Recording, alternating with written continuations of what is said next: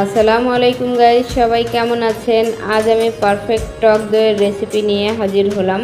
দেখুন দইটা কত সুন্দরভাবে জমে গেছে। আপনারাও চাইলে সহজে কম খরচে বাসায় টক দই বানিয়ে নিতে পারেন। টক দইটা স্বাস্থ্যের জন্য খুবই উপকারী। অনেক সময় রান্নার কাজেও আমরা টক দই ব্যবহার করে থাকি। তো টাকা দিয়ে অনেক সময় বাইরে থেকে কিনে আনতে হয়। আপনারা অল্প একটু টক দই দিয়েই এভাবে 1 কেজি দই বানিয়ে নিতে পারবেন। রেসিপি ফলো করে দই বানাবেন, 100% দই জমবে। তো চলুন কিভাবে দইটা বানাই আপনাদের মাঝে শেয়ার করি। শুরুতেই আমি 1 লিটার লিকুইড দুধ নিয়ে নিয়েছি একটা প্যানে। এখন আমি আধা কাপ গুঁড়া দুধ অ্যাড করে দিব, তাহলে দইটা ভালো মতো শক্ত হয়ে সেট হয়ে যাবে। আপনারা চাইলে গুঁড়া দুধটা স্কিপ করতে পারেন, সেক্ষেত্রে দইটা একটু কম শক্ত হবে। তো গুঁড়া দুধ দিলে ভালো হয়। এখন নেড়ে মিশিয়ে নিব। গুঁড়া দুধটা ভালো করে অবশ্যই মিশিয়ে নিতে হবে, যেন কোনো প্রকার দলা দলা না থাকে। দেখুন বলক চলে এসেছে। অবশ্যই অনবরত নেড়ে দিবেন, না হলে তলানিতে লেগে যেতে পারে। দুধে জাস্ট 3 থেকে 4টা বলক উঠিয়ে নিলেই হয়ে যাবে। যেহেতু টক দই বানাবো, বেশি ঘন করার প্রয়োজন নেই। আমি 1 লিটার দুধ নিয়েছি। 1 লিটার দুধে 1 কেজি দই হবে।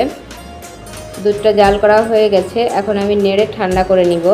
খেয়াল রাখবেন দুধটা যেন কুসুম গরম থাকে, কোনো অবস্থাতেই একবারে ঠান্ডা করা যাবে না।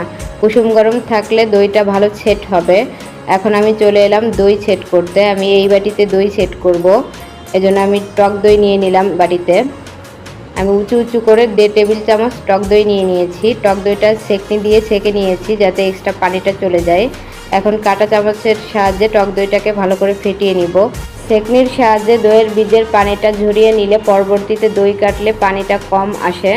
দেখুন আমি দইটাকে ভালো করে ফেটিয়ে নিয়েছি। এখন অল্প একটু কুসুম গরম দুধ অ্যাড করে দিলাম। দিয়ে আমি দুধের সঙ্গে ভালো করে মিক্সড করে নিব, তাহলে দইটা সব জায়গায় ভালো করে মিশে যাবে। দেখুন ভালো করে মিশিয়ে নিয়েছি। আমি আরেকটু দুধ অ্যাড করে দিব। দুধটা দিয়ে আমি ভালো করে মিশিয়ে নিলাম, দেখতে পেয়েছেন।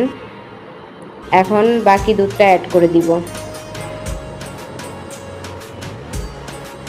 সম্পূর্ণ দুধটা আমি এখানে দিয়ে দিব। এটা 1 কেজি দুধের বাটি, 1 কেজি দই হবে। এখন আমি কাঁটা চামচ দিয়ে ভালো করে নেড়ে দিলাম। দুধটা এ পর্যায়ে কুসুম গরম আছে। আপনারা বুঝবেন কিভাবে? একটা আঙ্গুল দিয়ে চুবিয়ে রাখবেন 10 সেকেন্ড। যদি রাখতে পারেন তাহলে বুঝবেন পারফেক্ট আছে।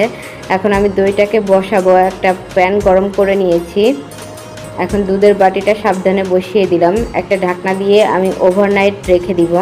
চুলার আঁচটা একবারেই লোয়ে রেখে 1 মিনিট জাল করে নিব। তারপর চুলার আঁচটা অফ করে দিব।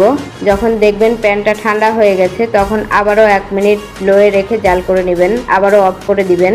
এভাবে ঘুমানোর আগ পর্যন্ত আপনারা সেম কাজটা করবেন। খেয়াল রাখবেন দইটাতে কোনোভাবে যেন নাড়া না লাগে। এখন আমি সারা রাত এভাবেই রেখে দিব। ফিরে আসছি সকালে। দইটা কেমন জমেছে আপনাদেরকে চেক করে দেখাই। একটা টুথপিক দিয়ে দেখাচ্ছি। দেখুন টুথপিক ক্লিয়ার এসেছে।